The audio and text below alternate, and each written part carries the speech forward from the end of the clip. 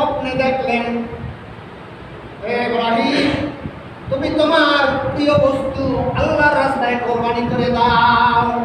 আল্লাহ তো বলতে পারতেন তোমার ছেলেকে কোরবানি করে দাও, ডাইরেক্ট বলতে পারতেন ওহীর মাধ্যমে, কিন্তু তা না বলে স্বপ্নে কেন দেখাইলেন?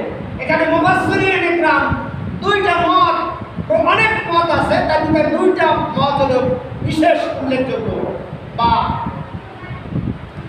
এই দুইটা মতের ভিতরে একটা হলো, যদি ডাইরেক্ট আল্লাহ তাআলা বলতেন ছেলেকে কোরবানি দাও, তাহলে ছেলেকে কোরবানি অলরেডি দেওয়া লাগবে, কল্লা দ্বিখণ্ডিত করে ফেলা লাগবে। সেজন্য আল্লাহ তাআলা ডাইরেক্ট হুকুম না দিয়ে স্বপ্নের মাধ্যমে, নবীদের স্বপ্ন স্বপ্নের মাধ্যমে বলেছেন তোমার ছেলেকে আল্লাহ রাস্তায় কোরবানি দিতে। ভাইরা আমার, আল্লাহ রাব্বুল আলামিন বলেন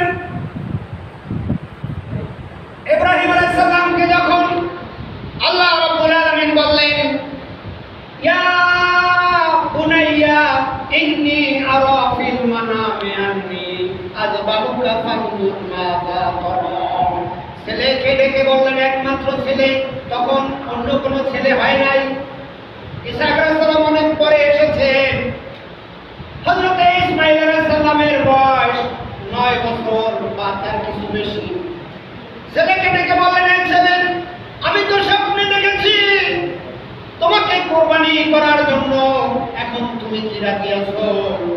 ছেলে যে কথাটি বলেছেন সে কথাটি সরাসরি আল্লাহ রাব্বুল আলামিন কোরআনে কারীমের ভিতরে দিয়ে দিয়েছেন।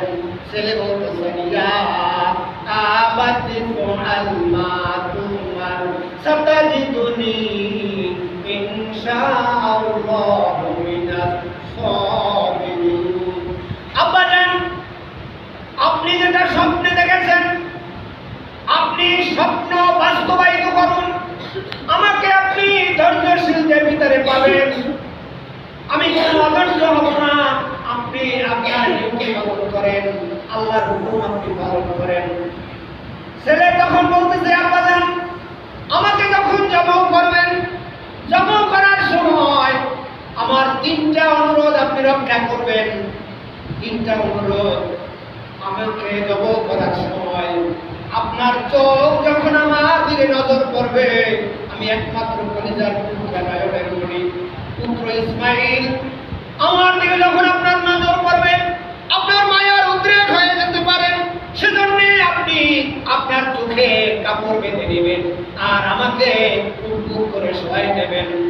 2 নম্বরের শর্ত হলো, আব্বাজান, আমাকে জমা করার সময় আমার হাত পা বেঁধে নেবেন।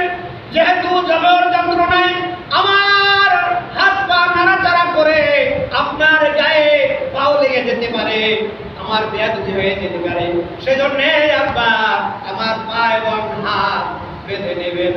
3 নম্বরের শর্ত হলো, আব্বাজান, আমাকে জমা করার সময়, আমাকে জমা করার পর আমার এই রক্ত মাখা জামাটা আমার মায়ের কাছে পৌঁছে দেবেন আর আমার মায়ের কাছে বলবেন, হাজেরা রে, তোমার ছেলে আল্লাহর রাস্তায় কোরবানি হয়ে গেছে, কিয়ামতের দিন ছাড়া আর তার সাথে দেখা হবে না।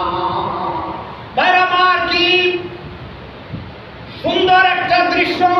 আল্লাহ রাব্বুল আলামিনের জন্য ফিদা হয়ে গেছেন। ইব্রাহিম আলাইহিস সালামের উপরে অনেক পরীক্ষা হয়েছে, অগ্নি পরীক্ষা হয়েছে।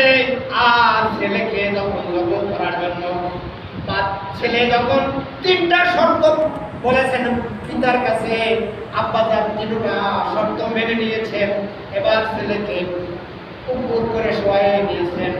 আল্লাহ রাব্বুল আলামিন এই দৃশ্য দেখেন, বলতেছেন, ফালাম্মা আসলামা, বাপ বেটা উভয় যখন রাজি হয়ে গেছেন এবং এই ছেলেটা তখন শোয়াই দিয়েছেন।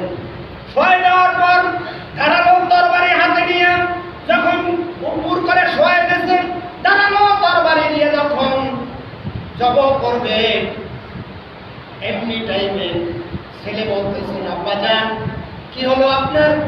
গলা কেন কাটতেছেন? আপনি ধারালোর দিকটা পরীক্ষা করে জোরে ছুরি চালান, দেরি করবেন না।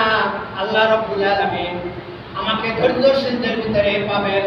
আমি কোনো অধৈর্য হব না, আপনি ধারালো দিকটা পরীক্ষা করে আমাকে জবাই করে ফেলেন। এবার তরবারির ধারালো দিকটা পরীক্ষা করে আবার যখন বিসমিল্লাহ আল্লাহু আকবার বলে যখন ছুরি চালাইলো, দেখতেছে ইসমাঈল আলাইহিস সালাম এর গলা কাটতেছে না। এবার আল্লাহ রাব্বুল আলামিন বলেন, ও জিবরাইল, আমার বন্ধু ইব্রাহিম পরীক্ষায় উত্তীর্ণ হয়ে গেছে, তার ছেলের স্থানে জান্নাত থেকে একটা দুম্বা এনে শোয়াইয়া দাও। দেখেন, যেহেতু এমন অবস্থা হইতেছে যে ইব্রাহিম আলাইহিস সালাম অধৈর্য হয়েন নাই, বরং তিনি চিন্তা করলেন কেন কাটতেছে না, কারণটা কি? এবার ধারালো দিকটা পরীক্ষা করলেন, হ্যাঁ ঠিকই আছে, ধারালো দিক দিয়েই তো আমি জবাই করছি। ইব্রাহিম আলাইহিস সালাম ওই তরবারিটা দূরে নিক্ষেপ করে দিলেন। এখনো আমাকে আল্লাহ দেখাইছেন ওই সেই মিনার ময়দানে পাথর দ্বিখণ্ডিত হয়ে গেল, তরবারি যে নিক্ষেপ করেছেন একটা পাথর দ্বিখণ্ডিত হয়ে গেছে। ওই পাথরের থেকে মানুষ